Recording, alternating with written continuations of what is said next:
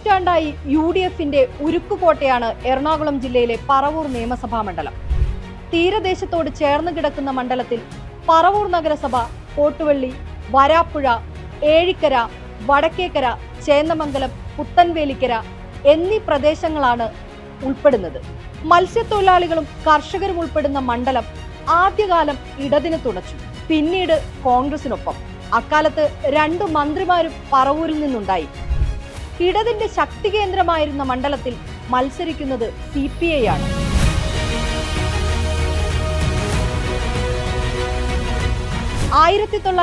ൽ ആദ്യമായി നിയമസഭയിലേക്ക് ഇവിടെ നിന്നും എത്തിയത് CPI നേതാവ് N. ശിവൻപിള്ള.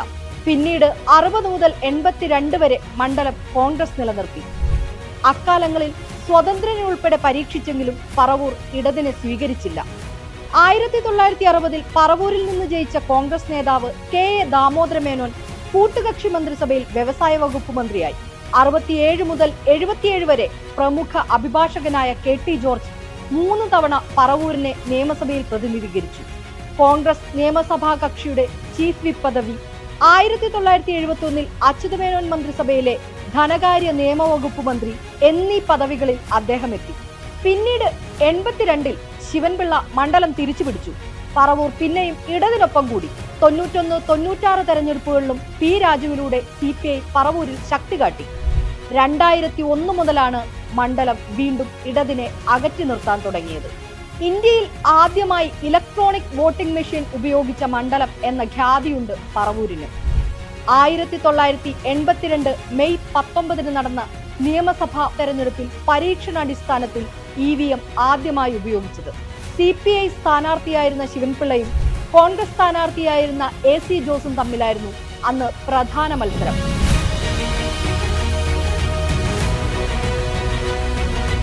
പ്രതിപക്ഷ നേതാവിന്റെ മണ്ഡലം എന്നാണ് ഇന്ന് പറവൂർ അറിയപ്പെടുന്നത്.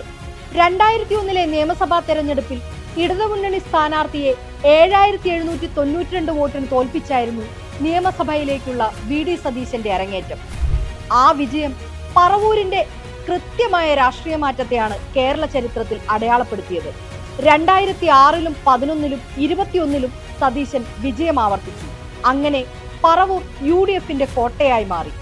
CPIയുടെ സമുന്നതനായ നേതാവ് പന്ന്യൻ രവീന്ദ്രൻ, മുൻ മുഖ്യമന്ത്രി PKVയുടെ മകൾ ശാരദാ മോഹൻ തുടങ്ങി പ്രമുഖരെ കൊണ്ടുവന്ന് നേരിട്ടെങ്കിലും ഫലം കണ്ടില്ല.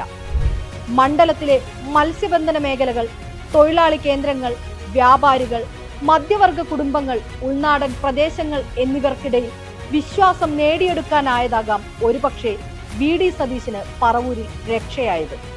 പരിസ്ഥിതി പ്രശ്നങ്ങളിലേക്കാണ് പറവൂരിന്റെ രാഷ്ട്രീയ ചർച്ചകൾ എന്നും ചെന്നെത്തുന്നത്. തീരശോഷണം, മഴക്കാലത്തെ വെള്ളപ്പൊക്കം, തോടുകളുടെ ശോച്യാവസ്ഥ, ഉപ്പുവെള്ളം, ശുദ്ധജല വിതരണം, മത്സ്യബന്ധന മേഖലയിലെ വെല്ലുവിളികൾ എന്നിവ പതിവായി ചർച്ചയാകാറുണ്ട് ഇവിടെ. ഉൾനാടൻ പ്രദേശങ്ങളിൽ റോഡ് പരിപാലനം, ഡ്രെയിനേജ്, കുടിവെള്ള ഗുണനിലവാരം എന്നിവ പ്രധാനമാണ്. 2018 വെള്ളപ്പൊക്കം അതിജീവിച്ചിട്ടും സർക്കാരിന് കേരളം തുടർഭരണം സമ്മാനിച്ചിട്ടും പറവൂർ സതീശനെയും കോൺഗ്രസിനെയും കൈവിട്ടില്ല. അതും വ്യക്തമായ ഭൂരിപക്ഷത്തോടെ എന്നത് അവഗണിക്കാനാവില്ല. 2001 P. രാജുവിനെ 7434 വോട്ടുകളുടെ ഭൂരിപക്ഷത്തിന് പരാജയപ്പെടുത്തി തുടങ്ങിയ VD സതീശന്റെ യാത്ര 2021 LDF സ്ഥാനാർത്ഥി MT നിക്സനോട് 21301 എന്ന റെക്കോർഡ് ഭൂരിപക്ഷത്തിൽ വിജയിച്ചതുവരെ എത്തി നിൽക്കുന്നു.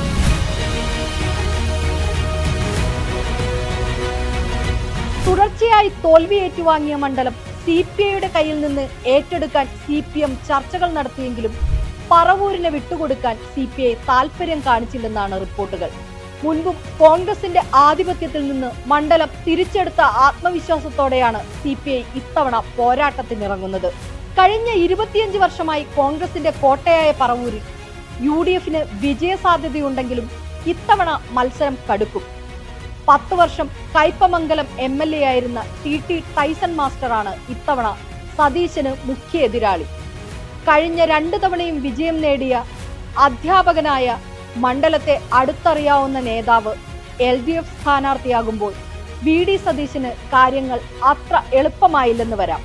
അതുപോലെ തന്നെ അടുത്ത കാലം വരെ കോൺഗ്രസിന്റെ പ്രമുഖ നേതാവും വടക്കൻ പറവൂർ നഗരസഭ മുൻ ചെയർപേഴ്സണുമായിരുന്ന വത്സല പ്രസന്നകുമാറാണ് NDA സ്ഥാനാർത്ഥിയായി മണ്ഡലത്തിൽ മത്സരിക്കുന്നത്. ഇക്കാര്യവും VD സതീശന് അല്പം തലവേദനയാണ്.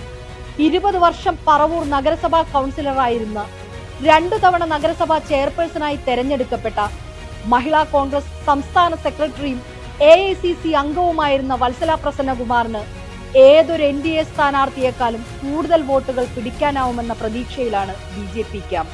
അങ്ങനെ വന്നാൽ കാര്യങ്ങൾ ഇടതിന് അനുകൂലമായേക്കാം. മണ്ഡലത്തിൽ അട്ടിമറി നടക്കുമെന്ന വാദമാണ് NDA ഉയർത്തുന്നത്.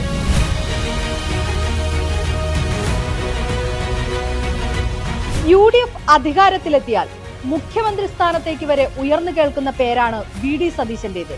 തോറ്റാൽ രാഷ്ട്രീയ വനവാസം എന്ന പ്രഖ്യാപനം കൂടി സതീശൻ നടത്തിയിട്ടുണ്ട്.